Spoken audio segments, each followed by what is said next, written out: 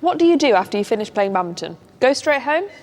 You could do, or you could cool down properly to make sure you recover well for your next session or match and look after your body so you stay fit and injury-free. Just think, if you got told you could only have one car for the rest of your life, you'd look after it, right? Well, you only get one body, so make sure you look after it. Okay, we know cooling down properly is something that a lot of people, including us, sometimes forget about, but it's actually so important for a variety of reasons. It allows your blood pressure and your heart rate to drop gradually. It helps to reduce the lactic acid buildup, which reduces your delayed onset of muscle soreness, otherwise known as DOMS. And stretching out your muscles whilst they're still warm elongates your muscle fibres and improves your flexibility, which means that you can achieve a better range of motion. So there are 3 parts to our cool down. Part 1 is active recovery. This is a light jog for a couple of minutes to lower the heart rate. And that's part 1 done. Simple. Okay, so the second part of our cool down is passive recovery, which is stretching.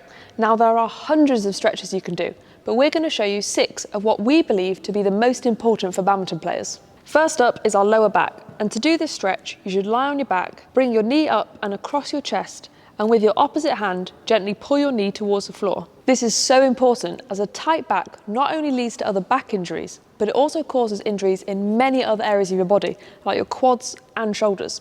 So yeah, very important. Our second stretch targets the glutes and hips, as we're always lunging in badminton, which creates a lot of stress on these 2 areas. So you need to sit down with one leg in front of you at a right angle and the other behind you, also at a right angle, and then simply lean over your front leg. If you feel a good stretch, then remain there. But if you want to advance, then straighten out your back leg, square off your hips, and then lean over and down. And this is known as the pigeon stretch. And if you don't keep your hips and glutes loose, then they'll become more and more stiff over time. And this is going to limit your mobility in your movement. Next, we're going to stretch our quads. And this is really important, as having tight quads can lead to so many injuries, like knee pain, which is so common in badminton. So you're going to do this stretch by lying down and gently pulling your foot towards your glute. And if you can't reach your foot with your hand, then wrap a towel around it like this. Staying lying down, you're going to stretch your hamstrings, as this muscle is key to your overall movement and efficiency. So with one leg in the air, interlock your hands behind your leg and pull it gently towards you, or you can get someone to hold it. Or find a door frame, a badminton post, or anything else that works. The penultimate stretch targets the calf, which you use all of the time on court. So we're going to use the yoga pose known as down dog, sitting into the stretch on one side before changing to the other side like this. Okay, last stretch, and then we're moving on to the final part of the cool down.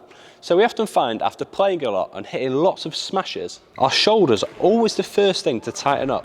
And if the muscles around your shoulder are stiff, then you won't be able to generate as much rotation or racket head speed. And this leads to less power in your smash. And you can also get shoulder pain, which we've both had a lot in the past. So you start this 3-in-1 stretch in this position called child's pose, with your arms out in front of you, sitting back and leaning into one shoulder, really feeling that stretch for your lat here. You're then going to bring your arm round with your thumb and index finger on the floor, and again lean into it. And this should stretch out your pec and also your bicep.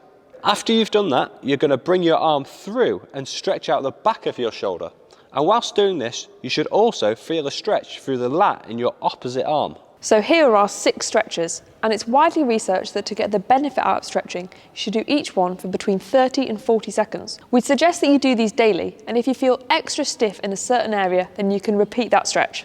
Okay, on to section 3. The next part of a good recovery is massage, and for this you can use a variety of things, a foam roller or massage ball, or even a physio or masseuse. But we found something that's more effective than a foam roller and less expensive than a physio or masseuse. Yes, it's a mini massage gun.